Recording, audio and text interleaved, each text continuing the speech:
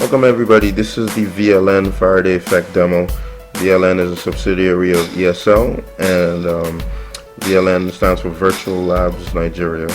And what we're showing here is going to be a demo that explains one of the most important physical principles, the Faraday Effect. We're going to light up a bulb through a simple creative setup, and we're going to show that you don't need expensive equipment to allow students in the developing world to experience the same joys of understanding science and technology, to be able to solve pressing problems in their societies.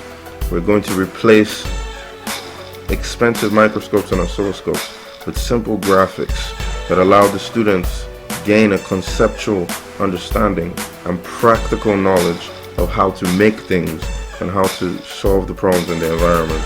It's a paradigm shift we're trying to push, and we hope that at the end of this demo you'll be able to understand, you'll be able to see a glimpse of where we're trying to go with this. So once again, we're going to look at the Faraday Effect, and what we're going to do is we're going to power a light bulb. The Faraday Effect is the key physical basis for electricity generation, and it's really important effect for students of physics or students of science. Electricity generation is very important, on the other hand, because it's the crippling factor in Nigeria's development currently. It's the most important technological challenge that the country faces. It's hindering a lot of progress that can be made investment-wise, development-wise, and it's just supremely important for us to solve this. Now, how can we sustain a solution to this problem if our brightest students don't actually understand conceptually how electricity is generated?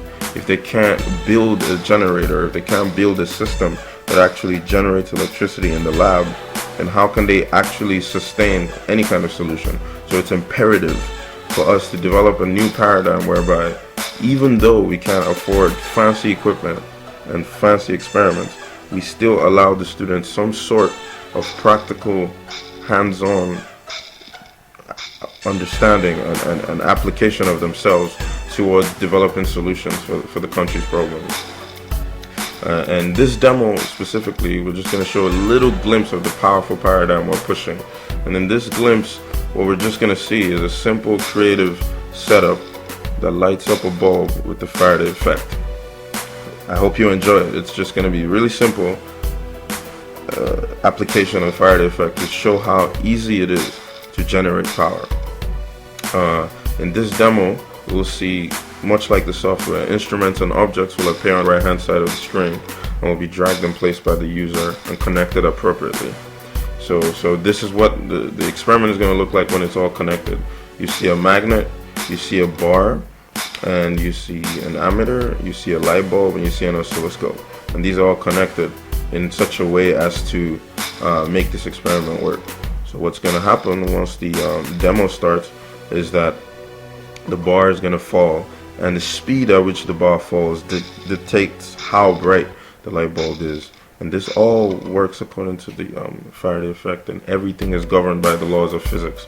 So this works because as the bar falls, the amount of magnetic field, by that black magnet behind, the amount of magnetic field that's piercing the bar is changing as the bar falls. And Faraday's law tells us that as the flux through that region changes, then the electricity generated by the bulb also changes. And we can keep track of this by the ammeter in the experiment and by the oscilloscope in the experiment. These things have to be connected properly. If they're not connected properly, what we call series and parallel connections for the ammeter and the oscilloscope respectively, the experiment will not work properly, and the instructor will be able to know what happened. So this is a realistic representation of a real experiment, not just a cartoon or an applet that demonstrates an effect. So what we see here is the experiment space on the left, marked by the box, and on the right we have the components. So what's going to happen is we're going to drag, just like in real life, we're going to drag each component separately, and then we're going to connect them up appropriately to make sure that the experiment works. This is what the user will do in the full-blown software version of the product. So first of all, we'll drag the oscilloscope into place. Then we'll drag the light bulb into place. And then once the light bulb is in place, we'll drag the ammeter.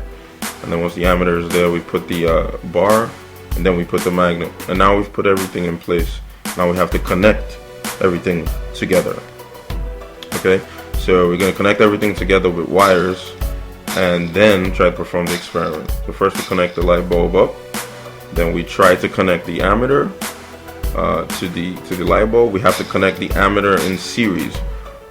The software will give you only realistic values when it's connected in series as shown currently, right? And then now we need to connect up to the scope. The oscilloscope is the one in the top right corner. That's going to measure the voltage across the bulb, and so we have to make sure that that is actually connected in parallel. A series connection of that will show the current and not the voltage across the bulb. So there we go. We have to connect that in parallel to the first channel. There are two channels on the oscilloscope, just like in real life. We have to we connect it to either the first or the second. In this case, we connect it to the first, and now we'll be able to measure the voltage across the bulb. The top left corner, you see the activation button. When we click that and it turns red, then the experiment is activated. Once the experiment is activated, the bar will start to fall. As the bar starts to fall, the bulb will start to get brighter. So now we've activated the experiment, and once we've activated the experiment, the bar starts to fall, the bulb starts to get brighter. In this case, the bar is going to keep bouncing off the ground up and down, and as it bounces up and down, you can see it gets bright, then it gets dark, and then it gets bright, and then it gets dark, and then it gets bright and dark, just like that. And as it does so, the ammeter is changing in value. You can see it's reading different brightnesses, and the scope is starting to show a line as it should. It's showing a line that plots the increasing voltage across the bulb in time, just like the ammeter is showing increasing current in time and decreasing as the bar goes back up. And this is all in the full version. This is all governed by equations. This is not just a cartoon. The numbers in the ammeter are actual. It will be the actual numbers that follow from the laws of physics. Just like the graph on the oscilloscope that you see will follow from the actual laws of physics, so that the student studying this understands what's going on, and they can actually take real data from the instruments that they're measuring with. They can tune the units with which they're measuring. You see the knobs on the ammeter and the knobs on the oscilloscope will actually be realistic. They will be able to change the units from milliamps to sub-milliamps and to 2 milliamps. They will be able to change the units on the oscilloscope from milliseconds to microseconds to seconds. And that way they can see different parts of the graph, just like in a real oscilloscope and in a real ammeter, such that when they see real things, they understand, and they're not shy, and they understand exactly how to use what they have to use. So the way things will proceed will just be like in a normal experiment. The students will take the readings from the equipment that they connected themselves, and they had to connect appropriately for the experiment to work.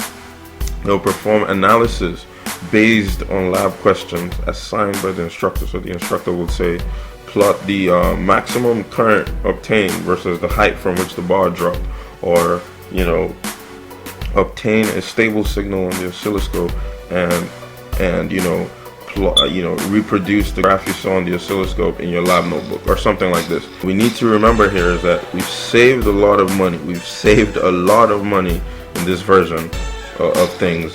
This experiment we've shown here, if we were buying the parts separately, could easily cost up to $1,000 to build.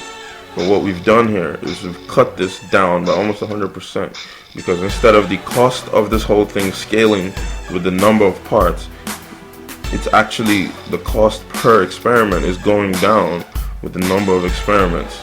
Really hope that this idea can be implemented and can become prevalent in most places that really need this sort of intervention. Thank you and goodbye.